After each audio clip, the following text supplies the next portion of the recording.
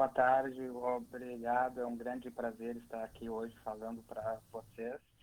E começando falando então um pouco sobre a doença de Parkinson, que é uma coisa que eu estudo há quase 20 anos aí, né?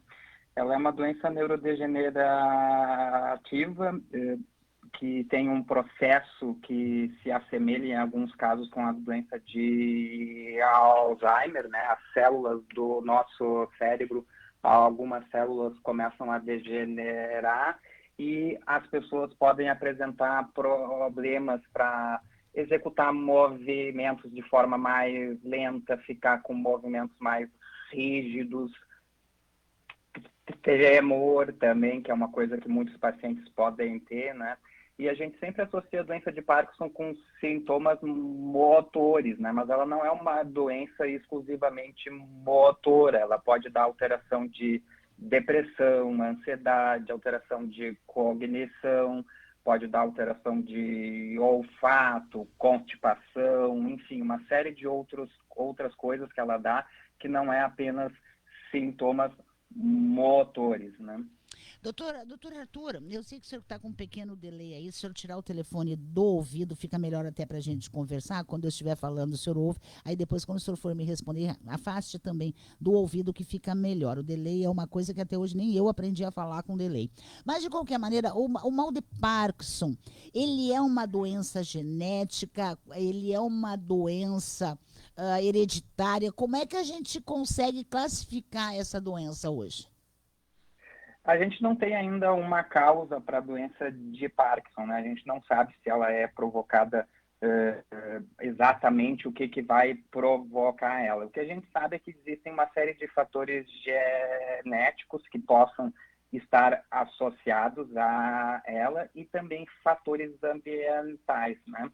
Então, a gente sabe que a pessoa precisa ter uma certa habilidade, precisa herdar uma série de fatores genéticos que fazem com que uma pessoa seja mais ou menos predisposta a desenvolver a doença. E conforme ela for levando a vida, tem exposições ambientais, ela pode desenvolver o Parkinson, né? É a mesma coisa, ninguém sabe hoje direito por que a hipertensão vem, né? Por que as pessoas ficam com uma pressão elevada? A gente sabe que comer muito sal aumenta o risco, mas uma causa específica a gente não sabe. A mesma coisa a doença de Parkinson, né?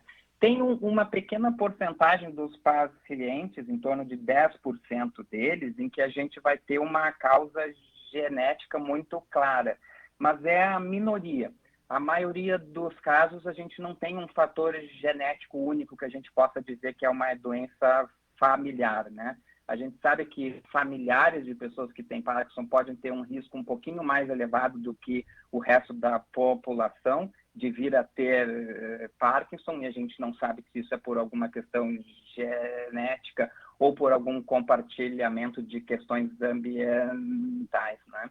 Mas o fato é que é essa interação entre fatores genéticos e fatores ambientais. Bom, mas como detectar?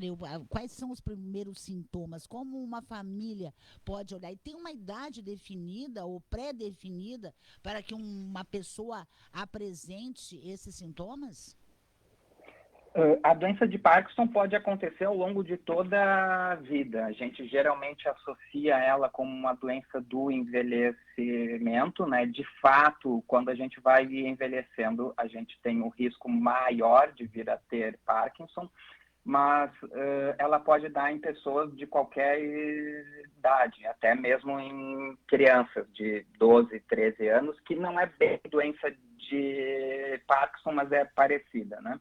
E a gente classifica em doença de Parkinson precoce, aquela que a gente não espera que tenha começado, quando inicia antes dos 45, 50 anos, né? Então, a partir dos 45, 50 anos é a fase onde as pessoas começam a desenvolver mais os sintomas de Parkinson, né?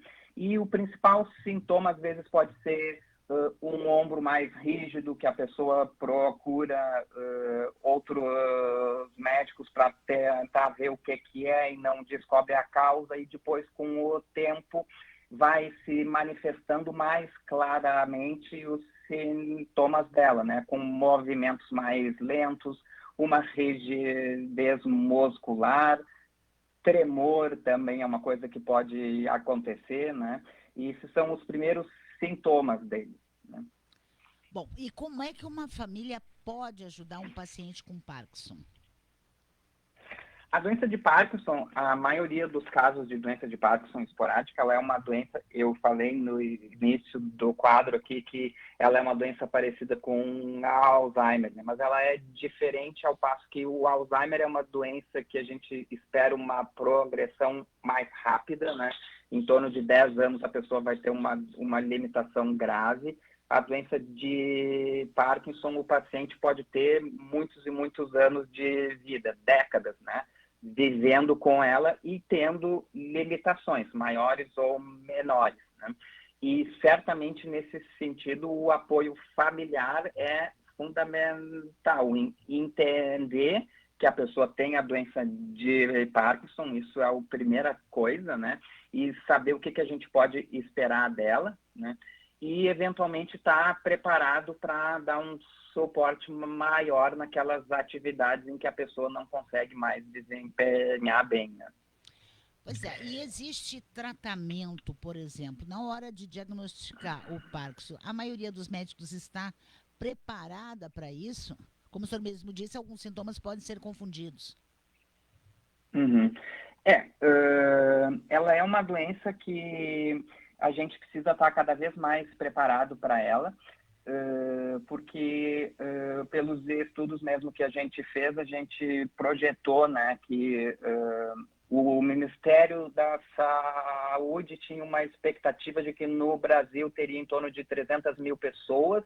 O nosso estudo mostrou que tem, na verdade, pode ter até 500 e poucas mil pessoas com Parkinson, e esse número, nas próximas décadas, pode chegar até 2 milhões de pessoas, né? Então, ela é uma doença em que a prevalência dela, ela vem aumentando, né? E a maneira como a gente diagnostica atualmente é basicamente clínica, né? É o médico que sabe os sintomas dela, que examina o paciente e aí vai solicitar alguns exames e a gente consegue excluir outras causas que podem provocar sintomas parecidos, né? E quando a gente exclui essas outras causas, a gente diz que a pessoa tem doença de Parkinson.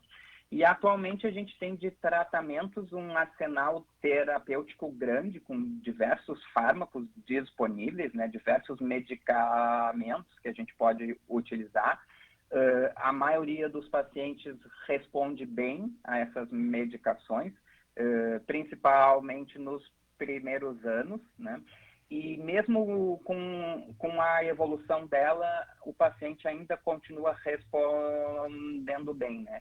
Mas como é uma doença que costuma acometer as pessoas a partir dos 50 anos, né? Então geralmente 60 anos, a doença ela vai se misturando com o próprio envelhecimento, né? Então a gente às vezes não sabe se grande parte da dificuldade que a pessoa tem é por causa da doença de Parkinson ou por causa do envelhecimento associado ao Parkinson. A sua pesquisa hoje, podemos dizer que ela está em estágio muito avançado e talvez uma solução para descobrir, detectar, melhorar a qualidade de vida dos pacientes, ou podemos até sonhar com uma cura para o mal de Parkinson? A gente sempre cura, perdão, é um ato falho, né? Gostaria que a gente sempre curasse, né? A gente sempre pesquisa, a gente faz juntando peças, né? A gente nunca pode pensar numa cura específica, especialmente numa doença complexa como a doença de Parkinson, né? A gente tem diversos estudos ao redor do mundo que vêm contribuindo para a gente entender melhor o Parkinson e muito possivelmente a gente possa ter nos próximos anos algumas medicações novas, né? Eu acredito nisso.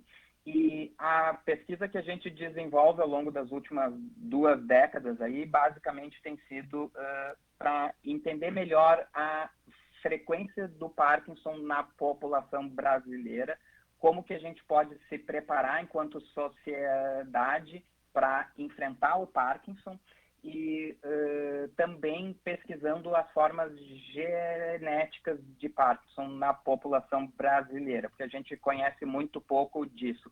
E entendendo as formas genéticas, a gente pode ter alguns insights, a gente pode ter algumas ideias de possíveis novas terapias, né? Pois é, essas terapias, né, que claro que a gente busca e que bom que a gente conseguisse ter a cura para tantas outras doenças, não apenas para o mal de Parkinson, né, mas também para o câncer, para, enfim, tantas outras doenças e até mesmo para o mal de Alzheimer. Mas hoje essas pesquisas, elas são feitas de forma particular, elas têm um apoio da comunidade científica brasileira, ou o pesquisador hoje no Brasil está por conta e risco? As pesquisas que a gente faz, todas elas são vinculadas à universidade e ao hospital de clínicas, né? E a gente conta com financiamento de agências públicas, tanto a nossa agência estadual aqui, a nossa FAPERGS, quanto as agências nacionais, como a CAPES e o CNPq, que financiam. E nos últimos anos a gente tem tido bastante sucesso em também conseguir financiamento de agências internacionais, né? Então a gente tem financiamento da Fundação Michael J. Fox, que é uma das principais financiadoras de estudos internacionais, que atualmente é a agência que mais financia os estudos, né, que a gente faz. Pois é, e agora, doutor, para onde vamos, doutor Arturo? Na questão do Parkinson, a gente pode contar que daqui, talvez, o senhor mesmo disse que nós teremos uma população cada vez mais, crescendo mais, apresentando a doença. Existe alguma possibilidade, ou quem sabe, de se estancar em algum momento o desenvolvimento dessa doença? Quem está, e quem sabe vamos procurar solução para quem ainda não desenvolveu o Parkinson. Certo. A gente vem trabalhando também junto com alguns políticos para tentar criar uma lei nacional de enfrentamento ao Parkinson, né? Especialmente considerando que é uma doença em que a gente espera nas próximas décadas que ela aumente muito. Então, a gente precisa de políticas públicas efetivas, não só para a gente tentar prevenir o Parkinson, mas para a gente estudar o Parkinson e para a gente tratar melhor os pacientes que tenham Parkinson hoje e que venham a desenvolver Parkinson, né? Então, essa é uma das nossas frentes também, fora de pesquisa propriamente dita. E se a gente pudesse dar algum conselho para as pessoas, a gente sabe que diversas coisas podem estar associadas com uma diminuição do risco de Parkinson e uma delas, a principal, é a atividade física, né? A atividade física é uma das coisas que previne o Parkinson e para a pessoa que tem Parkinson, que nos ouve agora, invista em atividade física. Atividade física para o paciente que tem Parkinson é uma das poucas intervenções que pode retardar o curso do Parkinson, né? Bom, a atividade física me parece que costuma ser um medicamento eficaz para várias doenças, e não apenas o Parkinson, né, doutor Arthur? Exatamente. A atividade física não costuma ter contraindicação, né? Na maioria das vezes, não. Mas hoje, o que nós temos no mercado em termos de medicamento é apenas para reduzir sintomas, era para minimizar esses sintomas e garantir uma qualidade de vida aos pacientes com Parkinson? Sim, as medicações que a gente tem hoje, elas são medicações sintomáticas, né? Elas vão melhorar o sintoma que a pessoa tem, mas ela não vai tratar a causa, né? A gente tem diversos estudos que estão sendo conduzidos para tentar tratar a causa. Alguns deles mais recentemente falharam, mas a gente tem esperança de que nos próximos anos a gente possa vir a ter alguma alternativa nova. Mas a gente tem diversos medicamentos que podem melhorar os pacientes e dar uma qualidade de vida boa. E em torno de 20% dos pacientes, não é todos, uma porcentagem deles pode estar indicado fazer também cirurgia, né? Tem uma cirurgia em que a gente faz um implante de eletrodos em áreas específicas do cérebro, quase como se fosse um marca-passo de coração, só que ao invés do fio estimular o coração, estimula o cérebro. E também é uma outra alternativa que a gente tem para melhorar os sintomas, né? Que melhora a qualidade de vida dos pacientes. É possível recorrer ao SUS para garantir um tratamento? Sim, sim. Atualmente, o Hospital de Clínicas, por exemplo, a gente faz a cirurgia para implante do eletrodo de estimulação pelo SUS.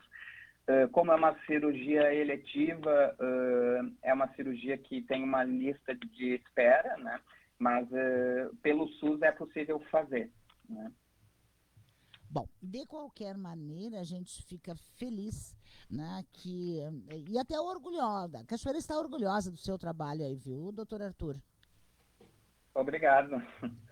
Bom, hoje o senhor está em Porto Alegre, onde é desenvolvida esta pesquisa no Hospital de Clínicas. Exatamente. Tá certo. Muito obrigada por ter nos atendido. A gente fica feliz, né, de poder contar essa história tão bacana. O senhor disse que desenvolve essa pesquisa há 20 anos. Eu vi suas fotos né, pelas redes sociais. Né? O senhor é filho da ex-prefeita Ângela Chu. E que deve estar nos ouvindo, porque hoje ela me pediu o link, inclusive, do programa, para ela assistir, né, e nos ouvir, né? E depois essa nossa entrevista fica lá na nossa rede social para todos sempre, né? Porque a internet sabe como é. E que bom que a gente pode levar essas informações, né, principalmente para uma doença que eu sempre digo, a gente hoje tem setembro amarelo, agosto não sei que cor, a outra não sei que cor, mas ainda não se ampliou o debate sobre o mal de Parkinson. Um abril laranja, talvez. Talvez, né? Mas eu acho que nós poderíamos aí ampliar essa discussão, né? Certamente. E principalmente no esclarecimento à população, porque a falta de conhecimento muitas vezes leva também à discriminação. Exatamente.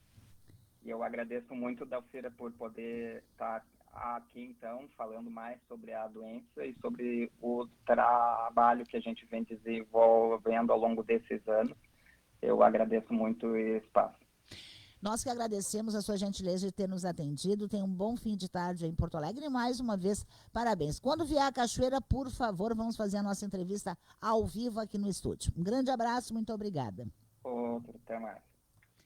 Agora 6h24. Bacana isso, né? Eu sempre acho que nós temos cachoeirenses espalhados por tantos cantos desse país e fora dele, inclusive, com trabalhos fantásticos, como, por exemplo, essa pesquisa sobre o mal de Parkinson, desenvolvida aí pelo Dr. Arthur Francisco Chu, que é cachoeirense, reside em Porto Alegre, mas com orgulho, né?